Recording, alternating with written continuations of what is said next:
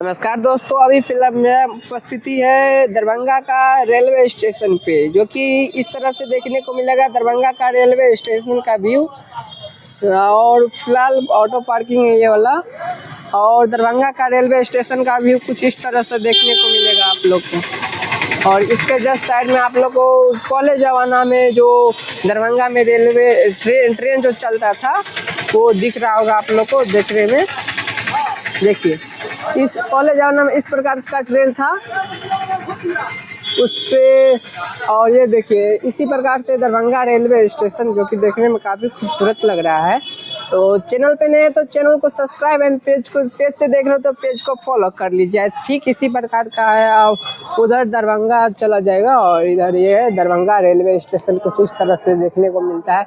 हम सोचे छोटा सा एक 1 मिनट या का वीडियो बना के आप लोग को दिखा दे कि दरभंगा का रेलवे स्टेशन। अभी फिलहाल दरभंगा में आए हुए हैं तो सोचे आप लोग को ब्लॉग बना के दिखा दे। तो चलिए ब्लॉग में बने रहिए और चैनल को सब्सक्राइब कर लीजिए। आप मिलते हैं नेक्स्ट ब्लॉग में, तत्काल के लिए बाय।